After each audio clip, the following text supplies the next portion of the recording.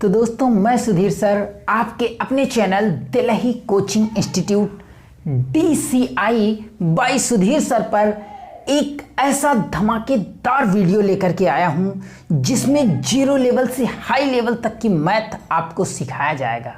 जैसा कि आज का हमारा जो टॉपिक है वो है समांतर रेखाएं और लंब रेखाएं क्या होती हैं, तो इन्हें एकदम बेसिक से सिखाने का प्रयास करूंगा।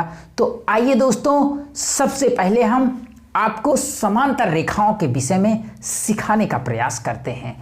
तो दोस्तों, समांतर रेखाएं जिसको हम पैरेलल लाइन कहते हैं, वो एक्चुअली में होता क्या है कि जब दो रेखाएं इस प्रकार से खींची जाएं कि उनके बीच की दूरियां सब जगह समान हो और उन्हें आगे या पीछे बढ़ाने पर एक दूसरे को प्रतिच्छेद ना करें, अर्थात एक दूसरे को किसी बिंदु पर ना काटे, तो वे जो है समांतर रेखाएं कहलाती हैं। आइए इसे सीखते हैं।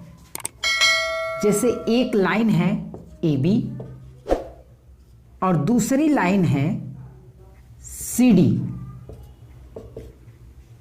तो रेखा AB और CD एक दूसरे के समांतर हैं। कब? जब उनके बीच की दूरियां सब जगह समान हो। ये जो है अगर यहाँ D है तो यहाँ भी D होगा, तो ये दोनों एक दूसरे के समांतर कहलाएंगे जब इनके बीच की दूरियां सब जगह समान हो।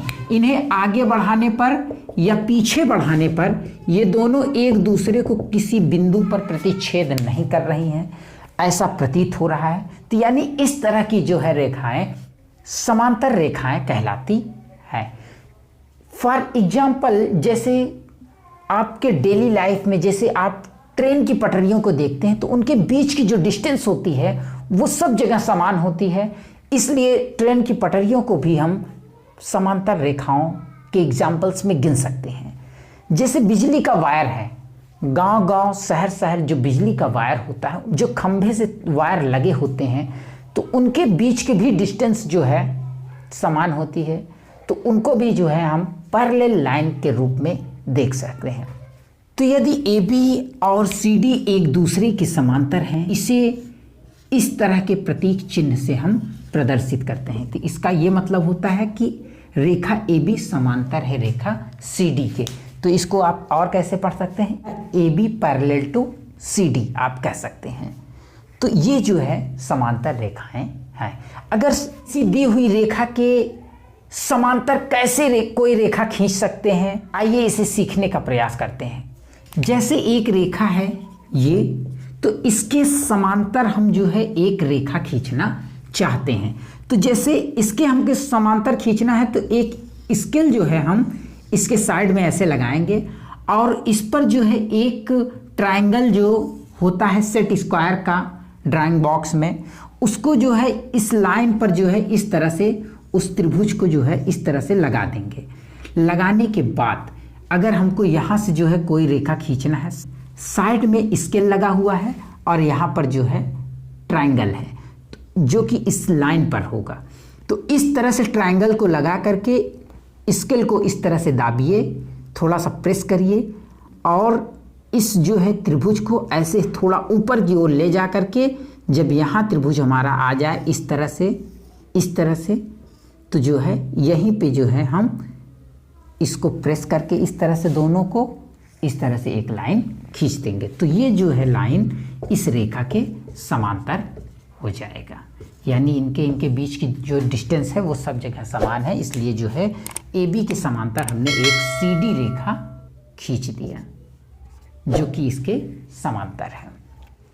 इसी तरह से जब दो या दो से अधिक रेखाएं एक दूसरे के समांतर हों, फॉर एग्जाम्पल जैसे एक रेखा है AB, दूसरी रेखा है CD और तीसरी रेखा है EF। यदि AB समांतर है CD के और CD समांतर है EF के और CD समांतर है EF के, तो हम कह सकते हैं कि AB समांतर होगा EF के।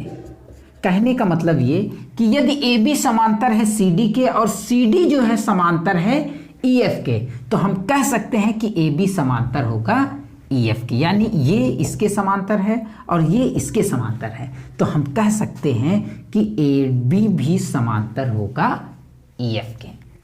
तो दोस्तों अब हम आप लोगों को लंब रेखा क्या होती है, जिसको आप परपेंडिकुलर लाइन कहते हैं, उसे सिखाने का प्रयास करते हैं। तो दोस्तों लंब रेखा जिसको आप परपेंडिकुलर लाइन कहते हैं वो एक्चुअली में होता क्या है, आइए इसे सिखाने का प्रयास करते हैं। जब दो रेखाएं एक दूसरे को इस तरह से प्रतिच्छेद करें कि उनके बीच 90 अंश का कोण बने, तो वो दोनों रेखाएं एक दूसरे के ऊपर लंब होगी। जैसे एक रेखा है AB और दूसरी रेखा है CD, ये दोनों एक दूसरे को इस तरह से प्रतिच्छेद कर रही हैं कि जो है इनके बीच में 90 अंश का कोण बन रहा है। तो हम इनको जो है कह सकते हैं कि AB परपेंडिकुलर है CD पर और CD परपेंडिकुलर है AB पर। तो इस केस में AB लंब होगा CD पर और CD लंब होगा AB पर। तो इस तरह की रेखाएं जो हैं एक दूसरे के लंब होती हैं, इन्हें लंब रेखाएं कहते हैं। इसे इस तरह के चिन्ह से प्रदर्शित करते हैं। तो दोस्तों 0 लेवल से हाई लेवल तक मैथ का मेरा यह 33वां क्लास इसी पे समाप्त होता है। मुझे उम्मीद है कि मेरा यह वीडियो, मेरा यह क्लास आपको पसंद आया होगा। यदि दोस्तों आप लोगों को मेरा यह क्लास पसंद आया हो तो मेरे इस वीडियो को लाइक, शेयर और सब्सक्राइब करना ना भूलें, और हाँ, बेल आइकन दबाना ना भूलें, जिससे कि मेरे द्वारा अपलोड की गई हर एक वीडियो का नोटिफिकेशन आप तक सबसे पहले पहुंचे।